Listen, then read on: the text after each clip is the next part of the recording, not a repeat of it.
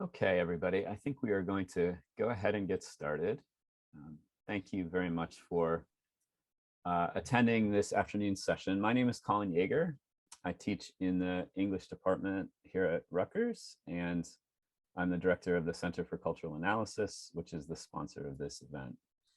Every year, the CCA runs a themed research seminar. Our theme this year is the Commons. And I'm so pleased that it brings Akeel Bilgrami to the CCA and to this seminar this afternoon. I first knew of Akeel as an incisive participant in a set of debates around secularism more than a decade ago. And then as a particularly powerful reader of Romantic era thought and literature, mining it for the kind of philosophical and conceptual insights that had largely gone missing in literary studies. Akeel's 2014 book, Secularism, Identity, and Enchantment, collects some of those writings, and I highly recommend it.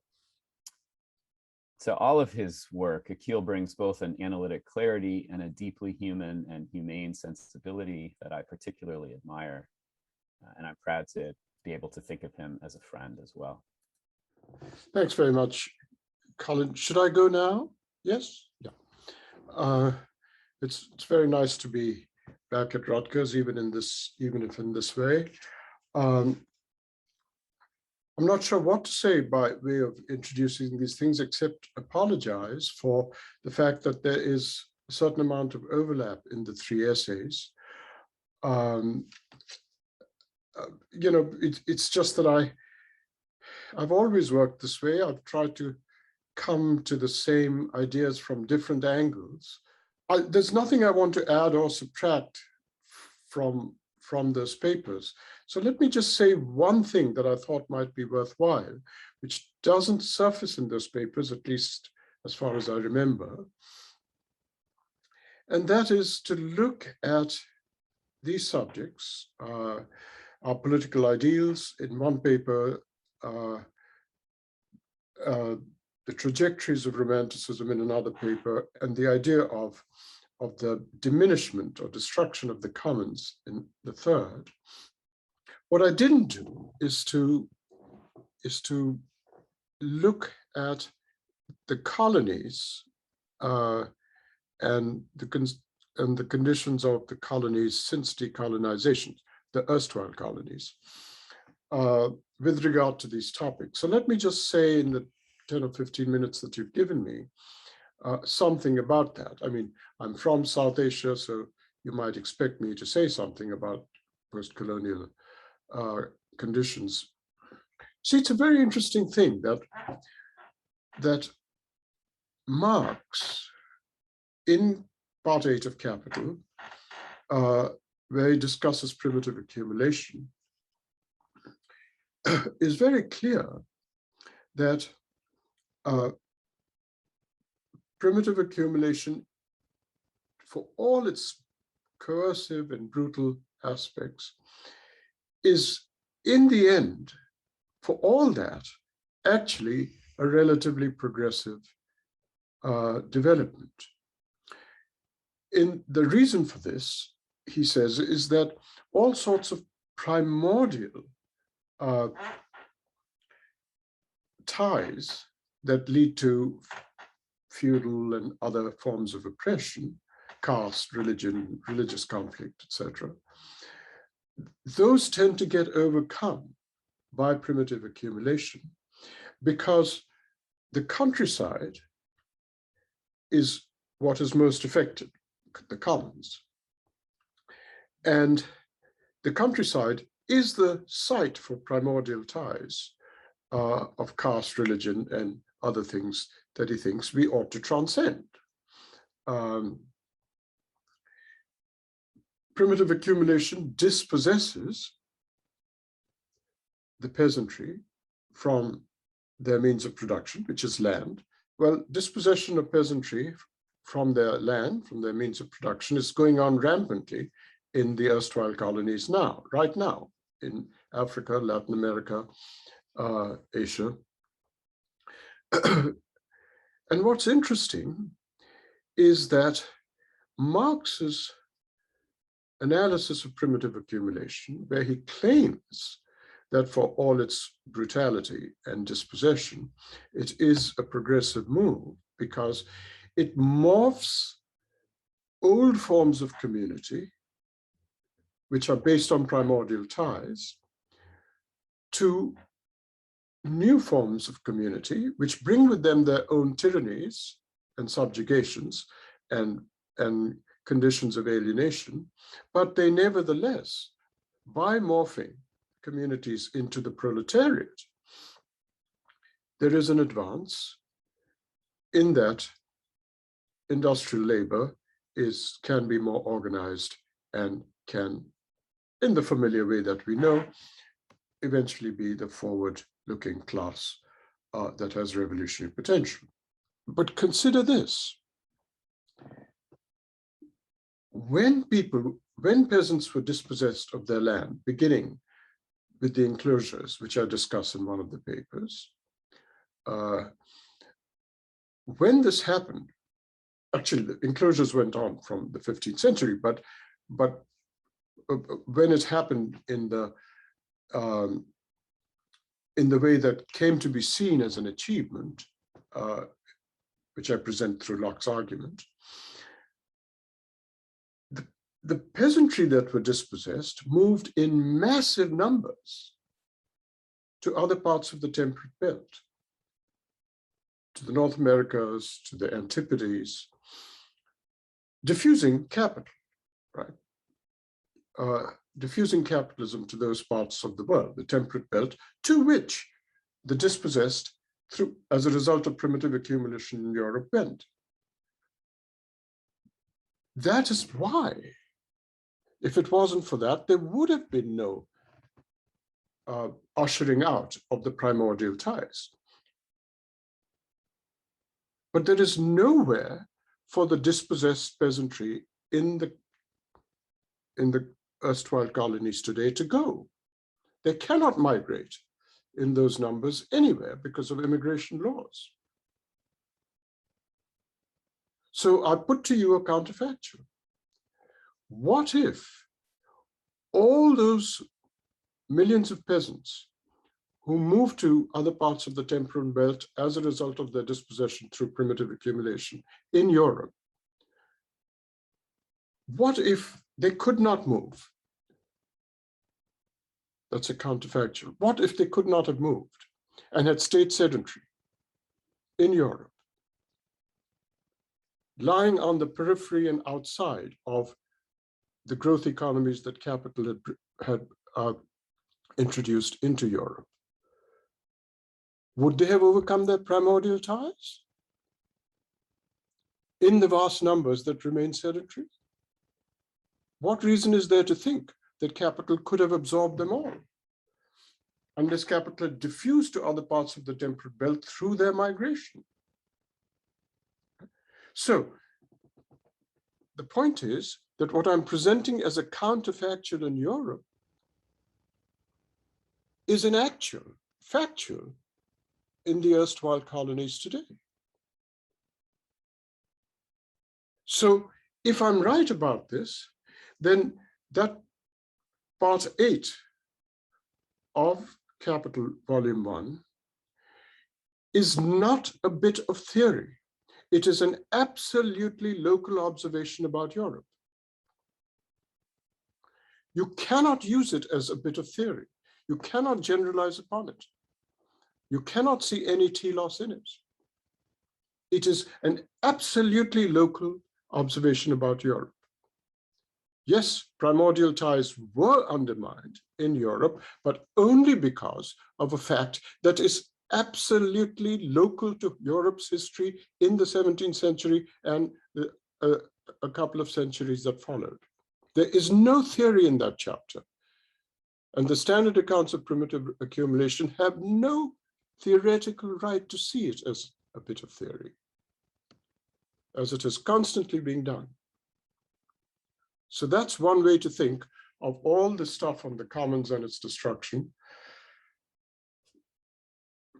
One path of development of that idea would be through primitive accumulation disposition, simply does not have the theoretical claims that were made for it by Marx in the standard accounts of primitive accumulation based upon capital in the colonies, in the erstwhile colonies, in post-colonial large agrarian economies, political economies of the South.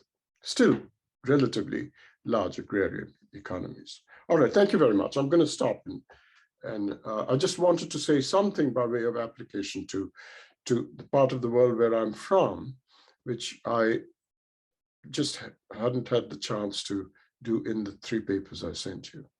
In the papers that you gave us, you were mining an alternative tradition of the Enlightenment. Let's call it the radical Enlightenment. And your story runs from the Diggers and other kind of radical 17th century dissenters to a certain reading of Romanticism, to Marx, and then to various strands of 20th century thought.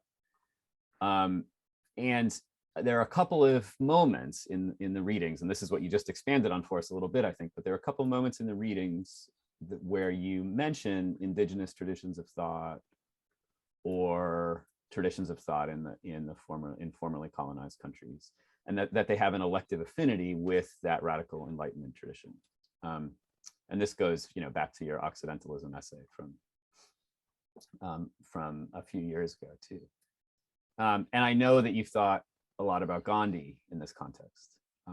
So this is just an invitation to maybe make some of those connections in terms of the intellectual history that you tell. I think you just made a couple of those connections for us in terms of Marx, specifically in the way that Marx does and does not articulate with a post-colonial context. But anyway. Right. Yeah. Right. Sure. Yeah. So, well, as anybody who has a serious interest in the environmental crisis today knows, that by far the most forward-thinking tradition that's relevant today is the indigenous tradition of thought on the subject. And one of the interesting things is that if you really think hard about developing the indigenous traditions of thought, it is almost impossible not to see it as a fundamental critique of capitalism. If you look at a country where the indigenous community actually held power, which is Bolivia, just look at Morales's interventions in the international scene in which the environmental crisis was discussed. Colin, you've asked me to look at whole ways of thinking that have affinities with the radical Enlightenment as I see it, which is elements of romantic thought in the erstwhile colonies, Gandhi, etc., and the indigenous communities. But I wanted to talk about the indigenous communities right now and how they see things. Morales of Bolivia took the Latin American contingent and walked out of Copenhagen during the summit meeting on the environment. The whole contingent left, saying that you have not understood capital, you've not once mentioned the role of capital. Basically, what Morales said when he walked out with the whole Latin American contingent is no different from what Naomi Klein says in that major book of hers, right?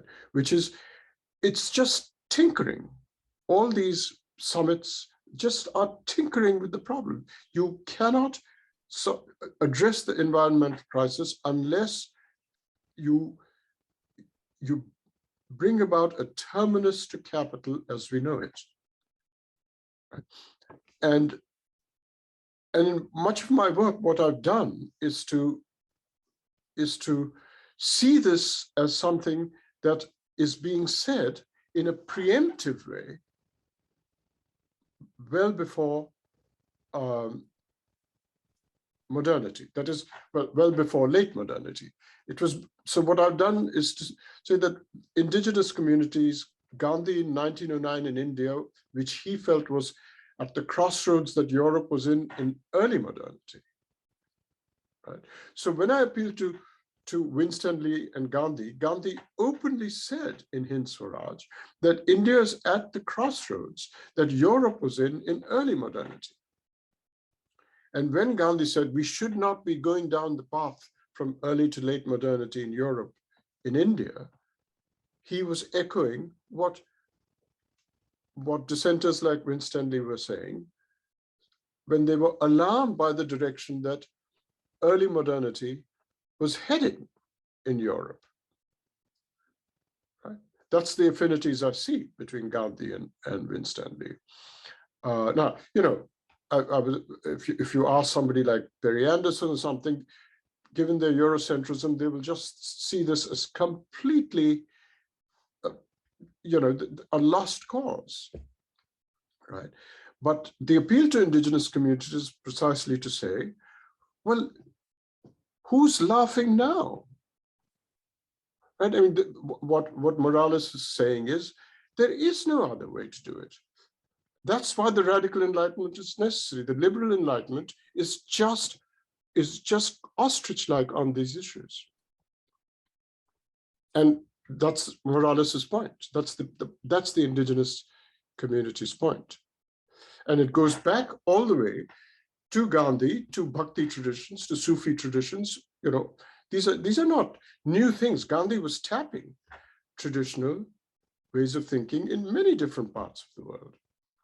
So I mean, I was thinking about all these examples, you know, as I often do when I'm reading sort of philosophical stuff that I'm finding challenging. When there's an example, I kind of seize on it. And so I was interested by Joan of Arc and the anecdote with your dad on the beach, and the idea of the car and the reorientation to the car. And so they all struck me in various ways. I know they're not all invoked to do the same kind of philosophical work, but they struck me as, you know, examples of these different viewpoints, this Gestalt switch you're talking about, or different angles on alienation.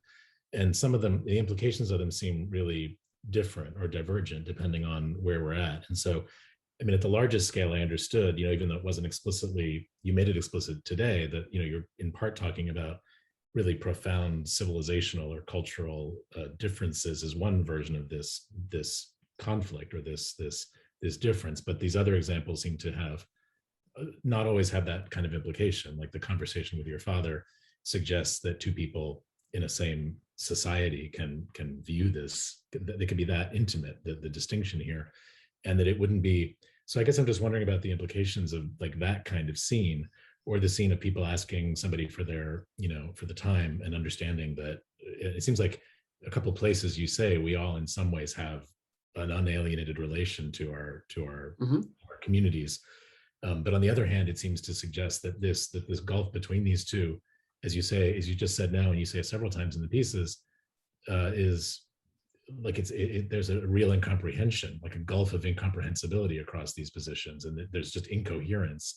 You can't even understand the other's position, and I think I might be missing something, but those seem to me really have pretty profoundly different implications for how to achieve this Gestalt switch, as it seems like you think would be a good idea, and it sounds good to me. Yeah, but I'm just wondering about that. Yeah, no, that is a very probing question. I mean, it's really about the sensibilities that go into seeking a way of overcoming this mentality that I call alienation. And I think the sensibility surfaces and spikes that are different. I'm going to give you another example. You see, I really do think that we have the disposition to not cooperate. There's a streak of that kind in every one of us. But let me put the question to you this way, and it's again giving you another example. Suppose there was a miraculous over-the-counter pill which says, okay, we've all got dispositions, but if you take this pill, you will overcome that inhibition of non-cooperate. You will non-cooperate. You'll overcome the inhibition. especially in circumstances where you can get away with it, where detection is very hard. I don't think if there was such a pill, most of us would take it. I really don't think we would take it. I mean, we may actually not cooperate in particular circumstances, but I don't think we would take a pill which cancels the disposition to cooperate. Now, that's a very interesting thing about us. We might, in particular circumstances, not cooperate, but I very much doubt it. And you're nodding, so I take it you see where I'm going with this, right? That if there was an over-the-counter pill where we would simply squash the inhibition which stops us from non-cooperating, the disposition, right, we wouldn't take the pill. There's just no doubt that there is a certain amount of unself-conscious expectation of trust, reliability, etc., that we can take for granted. This is not intended as being complacent. I mean, there are terrible lapses from cooperation, obviously, otherwise we wouldn't have an environmental crisis, the commons wouldn't have diminished, etc. And it's so what I'm saying, what these examples are meant to convey is that in the case of Joan of Arc and so on, the idea was and of people not deceiving you when you ask them the time on the street, by and large, etc. The idea simply was people do trust each other unself-consciously, and there would be no other explanation for why the law is implementable, right, if that were not so. So the question I ask, the question that I'm very concerned with is, these examples show the extent to which you can have somebody like my father, you can have somebody, you can have the kind of trust that Grice presupposes in his account of meaning, exemplified in the example about time and so on. And the fact is that it works much better with showing how the law is implemented and why than it does with the land commons and with the environment. Why?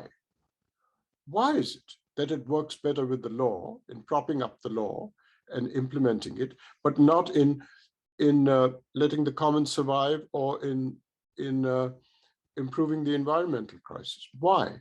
Well, the answer is, I think, that capital needs the law. Even capital needs the law. Capital doesn't need the commons. Capital doesn't give a damn, as Naomi Klein and others have shown, about the environment. But capital needs the law. So what I've tried to do with those examples is to show that they work, but they work when they're allowed to work, and that's where we eventually have to go. It's not my brief in these things to how to address that and so on, but it does seem to me that that is the really big issue. I'm only dealing with what political ideals there are, where we might look, etc. But then what is to be done is not a question I take up at all. So I was wondering if you were thinking that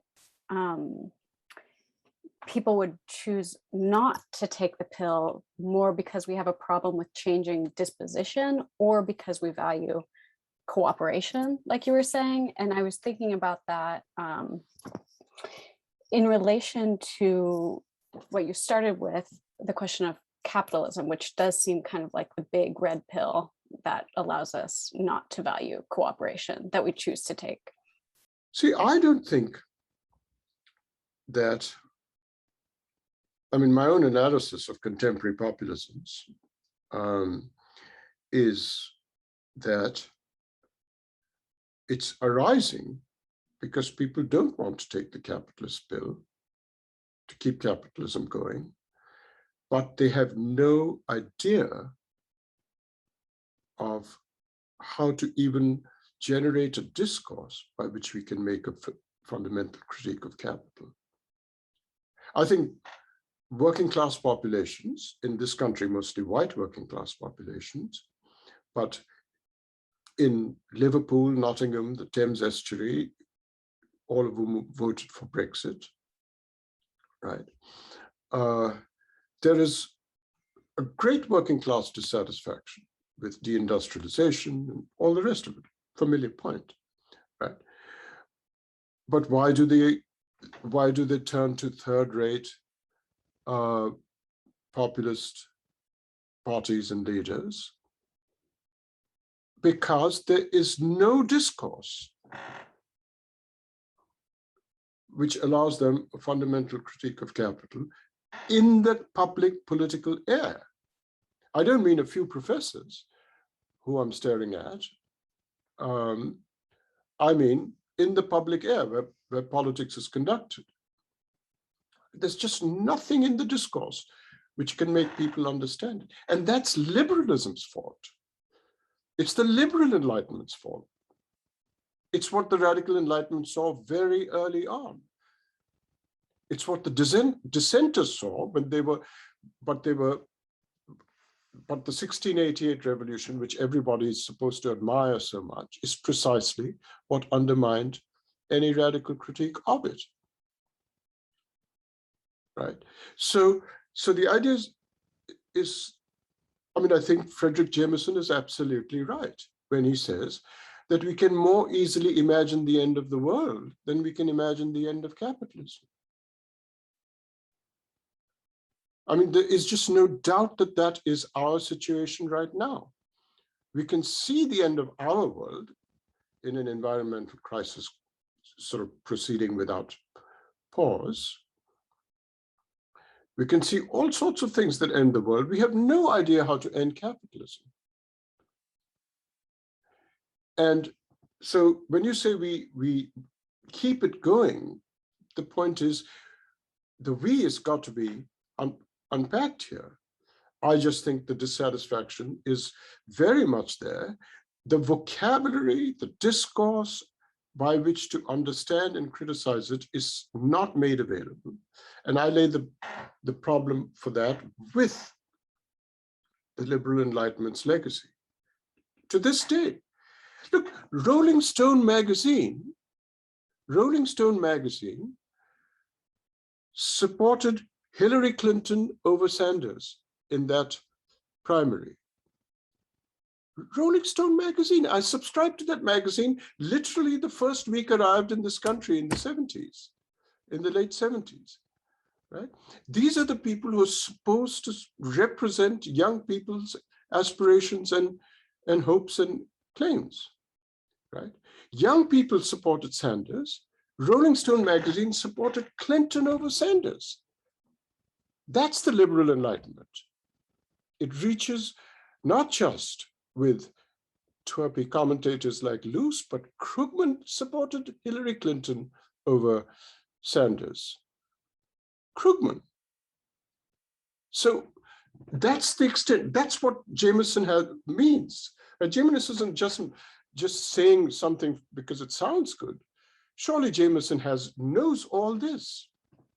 Most people make a critique of the dismantling of social democracy and so on and so forth, but they don't point out that wherever there's social democracy, which we all admire, we know that social democracy is always unstable. It's built into the nature of capital to allow social democracy, but never to have it be stable. It is always susceptible to being undermined. This is the history of social democracy. In the next election, the Christian Democrats might well come in and force the Social Democrats. Just look what the Christian Democrats did to Schroeder. They forced him to freeze out any radical policies that he had in mind that Willy Brandt might have recommended a decade earlier. The same with Mitterrand, right? The same with Blair. I mean, these are the constant ways of undermining social democracy. And it's built into the nature of capital that constraints on it, Keynesian constraints of demand management upon capital that social democracy is supposed to implement are never stably implementable. So nobody can say, oh, well, so I mean, so the liberal enlightenment congratulates itself in saying we believe in social democracy, and it's a great shame that Trump, etc., dismantle it. They don't, but they don't believe in social democracy because it is the liberal enlightenment which produces Blair, which produces Schroeder, and so on. So I wanted to circle back a bit to the question that you had posed in your opening remarks, which I thought were very interesting. The sort of comparative relationship between an early modern and a contemporary primitive accumulation, dispossession, the role of colonies, and how generalizable Marxist formulation is, and whether it's just a sort of case study, which I think is a very interesting question. But the thing about the way you pose that problem is that in the early modern process of primitive accumulation and dispossession, it's not like the rest of the world is an empty vessel into which Europe can pour its dispossessed, right? The dispossessed have to go out and violently dispossess others, right? That Europe's vagrants become the sort of shock troops of colonialism. Yes. So surely if there's a generalizable principle, it's that this internal process of dispossession and accumulation produces external violence and dispossession. And that does seem like something that could be applied to contemporary or future situations. I think they did that, you know, Europe was an open system and modern post-colonial nations are closed systems, doesn't quite jive with sort of what happens. There are two things, right? And they're completely compatible. One is that there were no immigration laws at that time between countries. There were no immigration laws, right? And as Locke himself openly said, America is the state of nature, right? If you read the chapter on property in the second treatise on government, John Locke says, here I have to come up with this fancy theoretical construct of the social contract, right? This is the old world. But America, this is just, you know, this is a premonition of the Turner hypothesis and so on and so forth, right? So Locke says, America, there's nothing there. It's just what people said about Palestine, right? There are no Palestinians, yeah? Well, what is the issue here, right? It's for us. This is where we always were, etc. There are no people here. Locke said that this is a state of nature there, right? It was what he had to, he said, my state of nature for the old world is a theoretical construct, right? There is the reality. America, he says. This is in the chapter on property. And so what does that mean? Exactly what you're saying. Right? So the 2 points, the point I was stressing was that there are no immigration laws, so this can go on, right? But you're absolutely right that the brutal process of primitive accumulation is there, put upon a people there, etc. And it's just a replication of it, and worse because it involves racism. So I found both or all three of the essays really, really interesting. And I just wanted to invite you to speak a little bit more about how the philosophical ideas in particular compare to certain developments in another tradition that at least at times kind of opposes the liberal enlightenment, and that's the utilitarian tradition. I was back in India, Carol and I were back in India, as we all are each winter except this last 2 damn years. And my father was in his late 90s, and he was, as he put it, settling his affairs. So one day over drinks, he asked Carol and me, he said, where do you donate the money you don't spend or save? And like a good utilitarian, good Peter Singer Peter is one of my closest friends, and I disagree with him because I'm not a utilitarian, but I admire him greatly because he's one of the most honest thinkers there is. And under Peter's influence, so I said to my father, I have a close friend, and he influenced us to give money in quite a large sum, but regularly, but only to one charity. And he said, which one? And I said, Save the Children. And he said, why? So I said, because children have the longest to live. And so it would have the maximum social aggregate utility to give to save the children. So I thought he'd be impressed by this reasoning. I mean, my father's influenced me a lot, so I'm always trying to impress him. So I thought he'd be impressed by this. He was appalled. And he said, that's a disgrace, to our astonishment. I said, what do you have in mind? And he said, you sound just like your man, Larry Summers. Your man, on his lips, was always a term of contempt. You know, and it's not surprising in this case, since he thought America was a jungle, and probably thought everywhere outside the south of England is a jungle. And so he said, that's a disgrace. So I said, what? And he said, didn't your man, Larry Summers, think just like you were thinking? Didn't he say that the waste of the northern countries should be dumped in the southern seas because the south is already polluted and the north is not, so the north would lose much more if you dumped it in the vicinity of the north? Now, there is no doubt that the old guy had shrewdly seen that exactly the same reasoning was that Carol and I had for giving money to save the children was the reasoning involved in Larry Summers' remark. Now, this didn't cause us to change our charitable instincts in any way whatsoever, but all it shows is that social aggregate utility should not be turned into any kind of ism. Sometimes it's a good thing, sometimes it's a bad thing. And the reason why I don't appeal to those forms of, you know, doing the best for everybody, etc., is just that I want it to come not as an ethical doctrine, but as a cognitive or epistemological doctrine. I want the thinking to not arise. I don't want my argument to conclude it's morally wrong to think that way. I want to preempt the thinking from arising.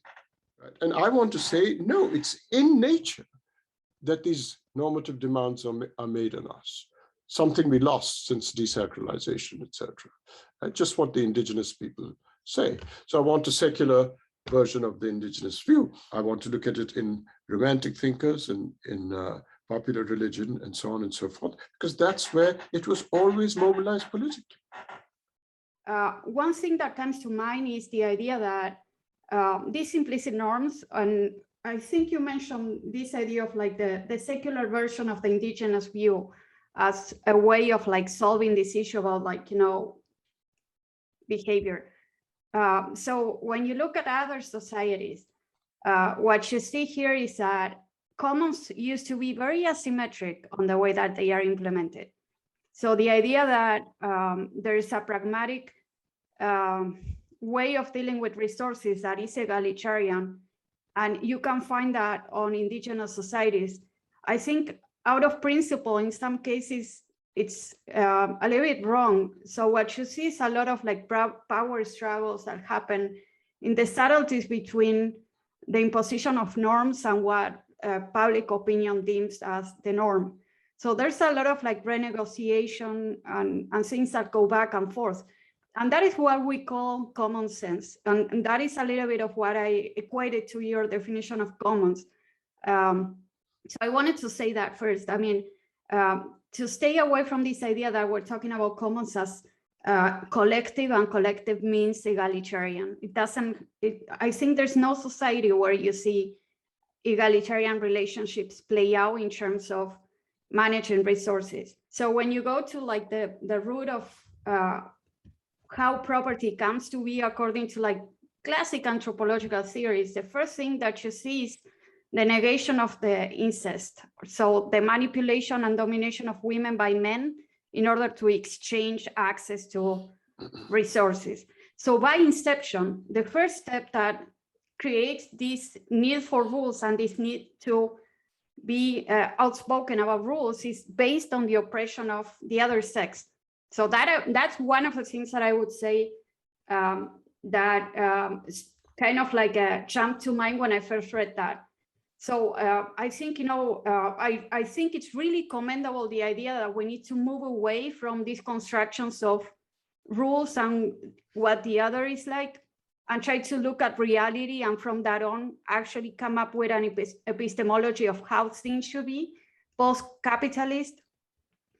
But I think that comes with the acknowledgement that asymmetries are constitutive of humanity, and asymmetries don't necessarily mean bad things, but not recognizing them leads to probably the misuse of these ideas.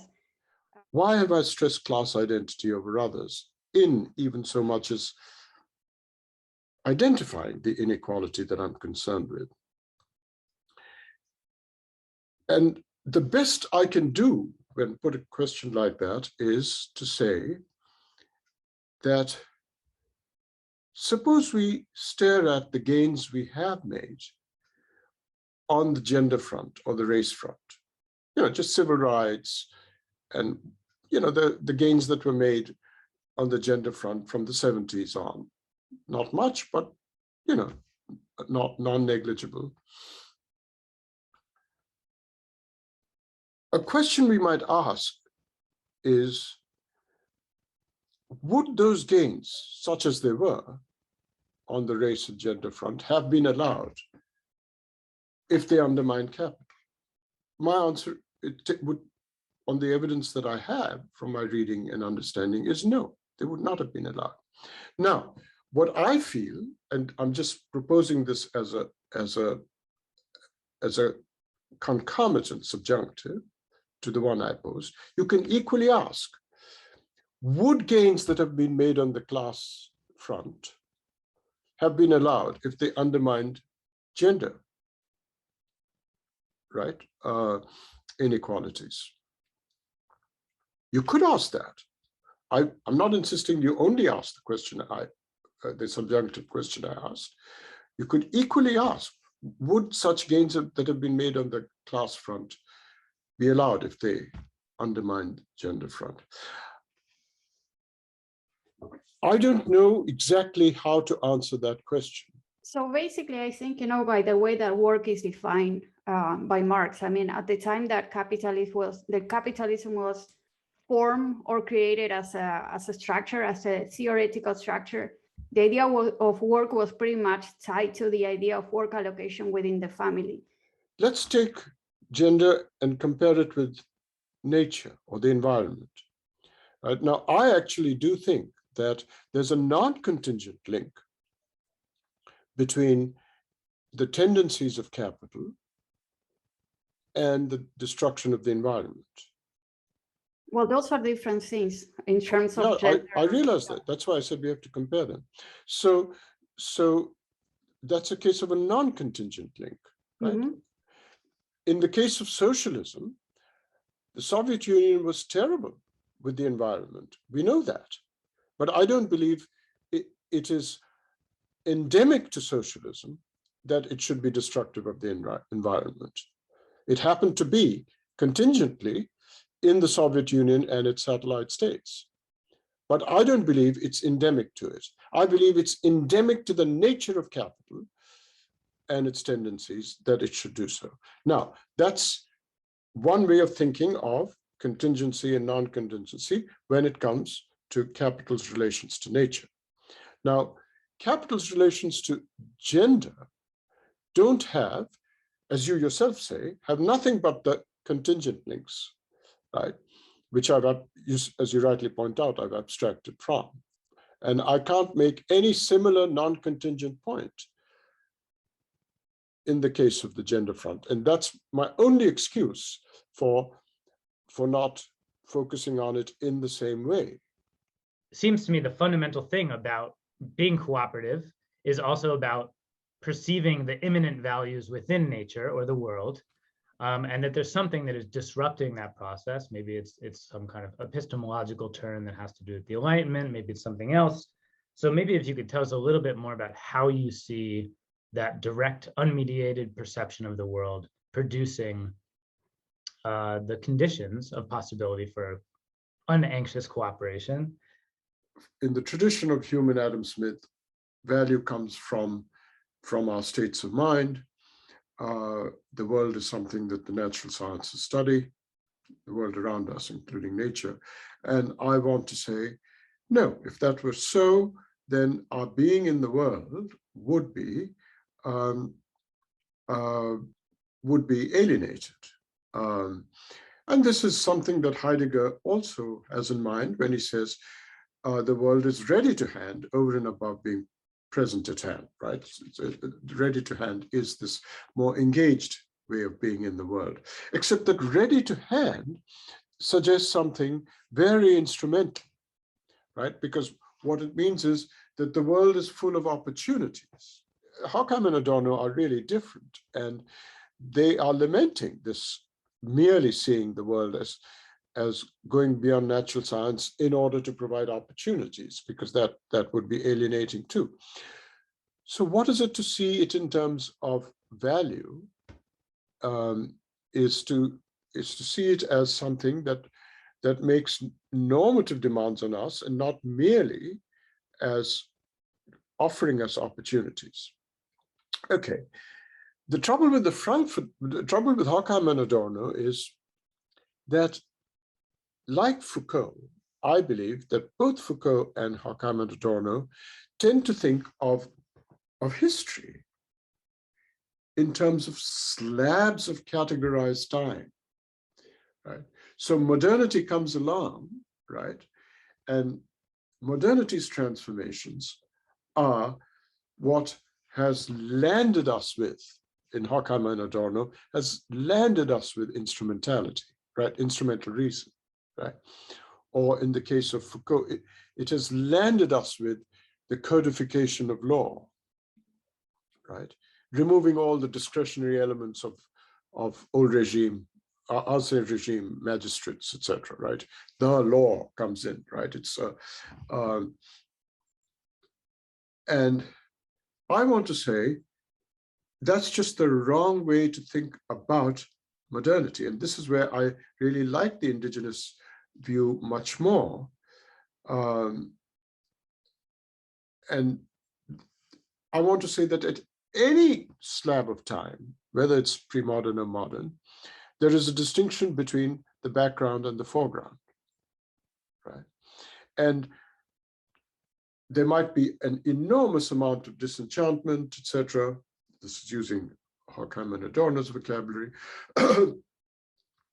But there are all sorts of unalienated, enchanted moments in the background at any time, even in high modernity, right? Or late modernity, as Jameson says. So you can't get away from the background-foreground distinction, which there's a tendency to if you think modernity has landed us, that the reach of modernity is comprehensive, right? It's not just that, even if the reach of modernity was comprehensive in the sense that it has gone to every corner of the globe, right? It may be comprehensive in that sense, but it's not comprehensive because I think we still think in frames that are unalienated. That's the point of the tail end of that paper, where I say there's a frame thing. So I don't like this, seeing the march of history in terms of which blot out the fact that even in late modernity, we have the background-foreground distinction. So that's how I distance myself from the Frankfurt School, and I think that pockets of indigeneity are everywhere there in our own thinking, in the height of our sophisticated modernity. what I'm saying in all these remarks about responsiveness, etc., is pretty much our species being, what was in economic philosophical manuscripts Marx calls our species being.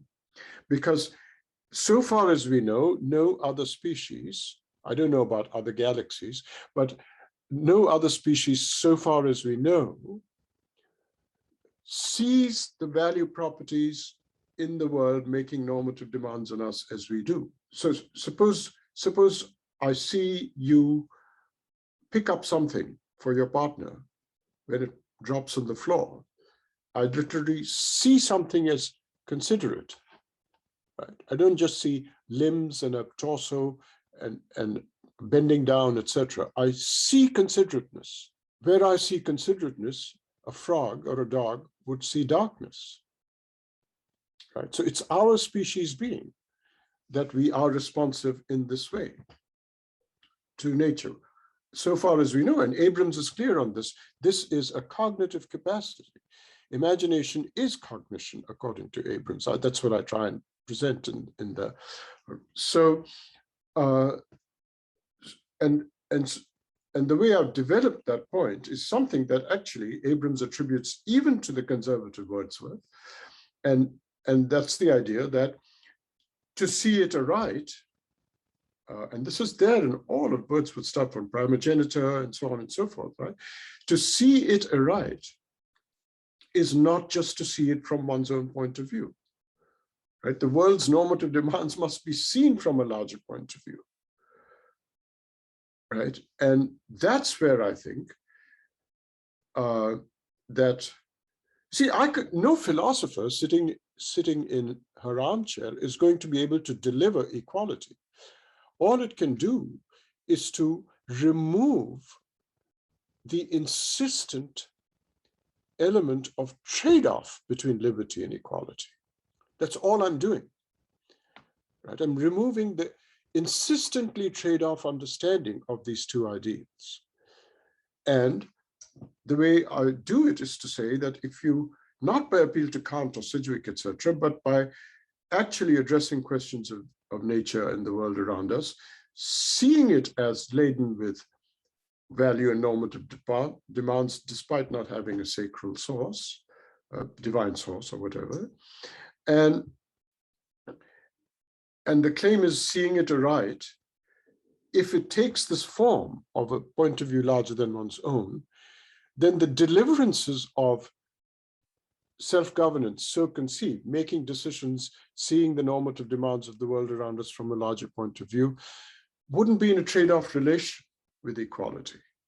As I understand it, what you're interested in really is we're prompted in certain ways, our agency, that stance of engagement that you talk about, the sense of seeing things aright that you were discussing when you were talking with Matt a moment ago. But those things, the fact that we do those things is indicative of the fact that there is value in nature.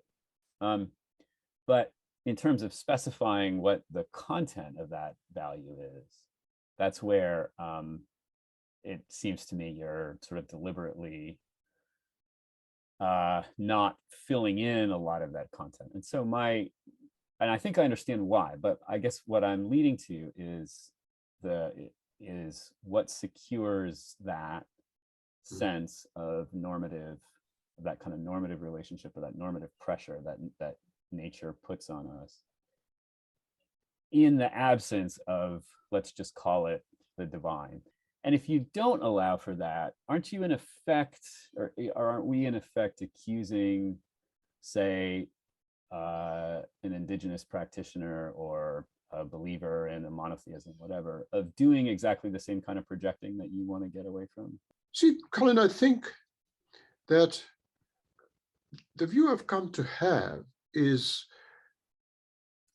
really best expressed not by saying that I'm insistently secular in my conception of what I call enchantment, following Weber, really, on the question of whether there is a sacral source, whether there are these diverse religious underpinnings of this value layout. It's a matter of total indifference to me. I mean, I must not give the impression, and if I did, I must withdraw it explicitly, that I care to oppose the religious or the pagan indigenous. I don't, it's a real don't care for me. And the reason why I think I just have come around to the view that I really don't care which of these versions is in place,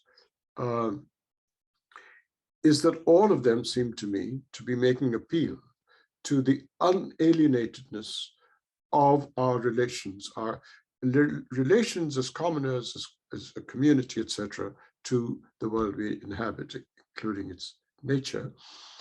And the unalienatedness is there in all these different things that you mentioned. And it's what I'm abstracting from these different things to be stressing. Because listen, even the indigenous community has started saying that nature has rights. Now that's a thoroughly secular modern vocabulary, but it's everywhere there in the sorts of things that Morales and others are talking about. They have not been able to avoid the vocabulary. They aren't still talking about pumpkins, etc. They are actually participating because they feel they can't address it without doing so. So I just feel we have to be completely eclectic about this, right? After all, the indigenous communities are completely eclectic about it, and we just do whatever is, and they're claiming that there is an unalienatedness in our societies, and it's yielding for nature something like a place in politics that it has never had, right? But so many things have not had it, right? In fact, everything except for white men have not had it for centuries.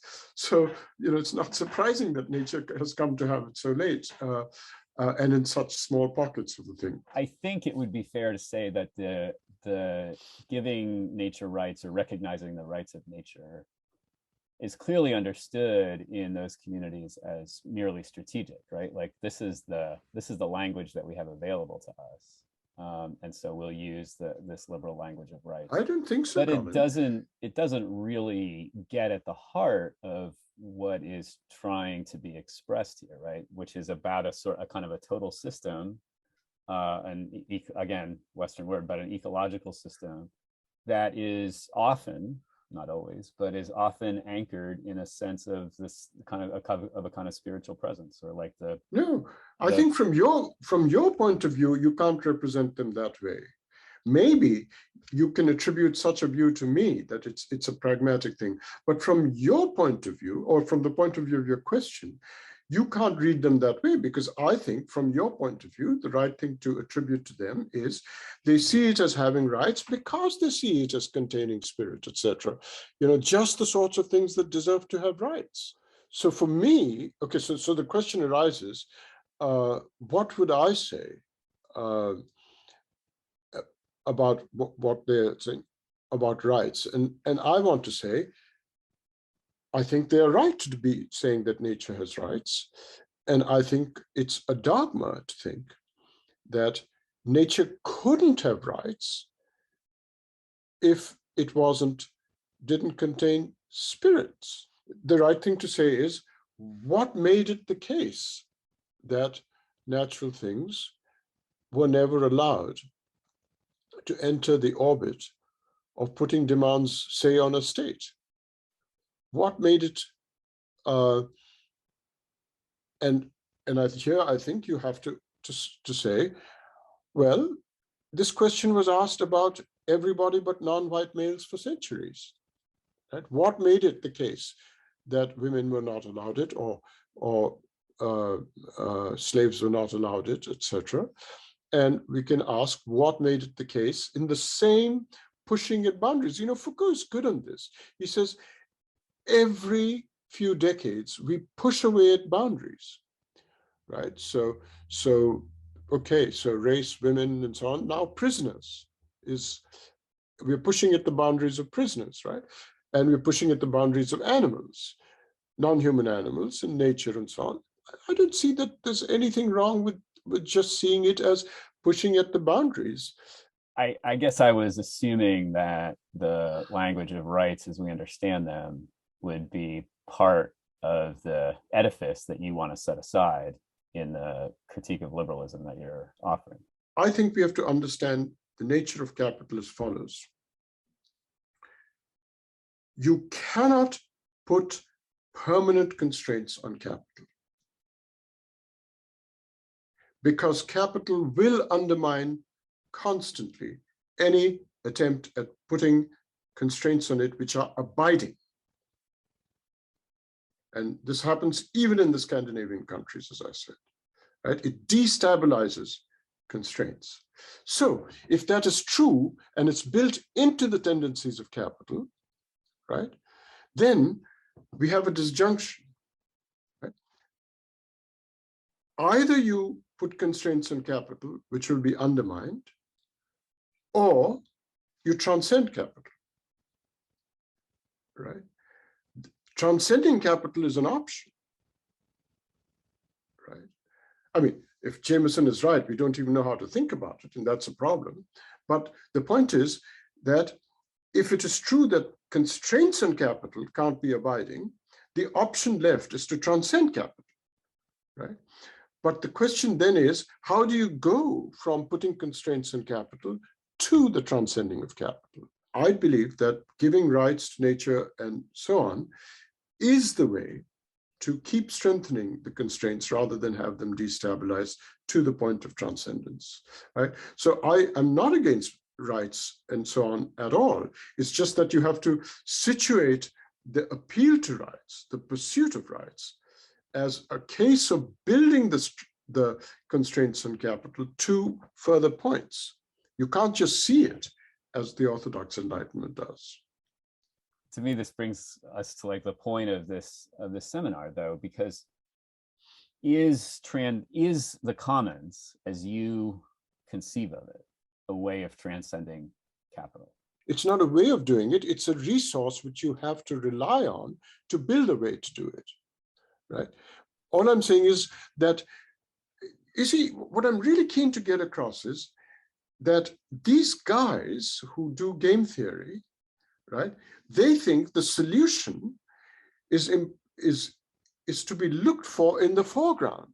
You can't find it in the foreground. No wonder you want to privatize everything, because you're looking for a solution to the tragedy of the commons or an avoidance of the tragedy of the commons in the foreground. So I think the resources for it are these unself-conscious, non-discursive relations, which are called the cultural commons. Those are the resources for it.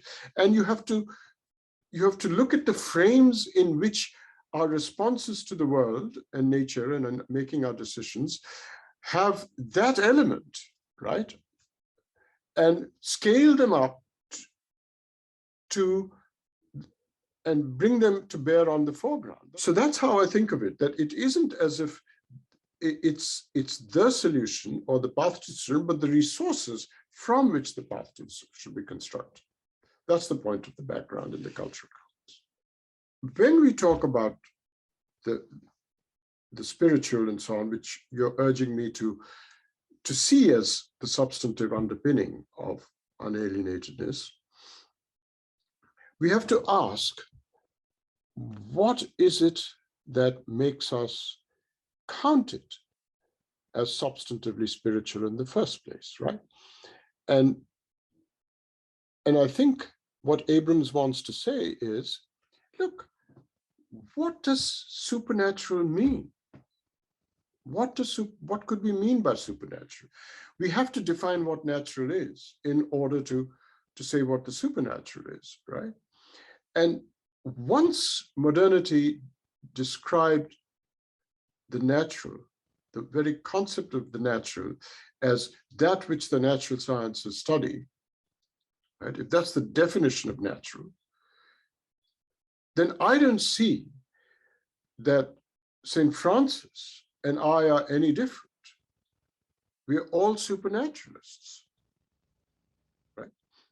And so So I feel cut to the quick that you've ushered me out of the substantive base, right? Because by any conception of the natural, I'm out there, right, in the pre-modern, if this is what defines the modern and how it conceives of the natural.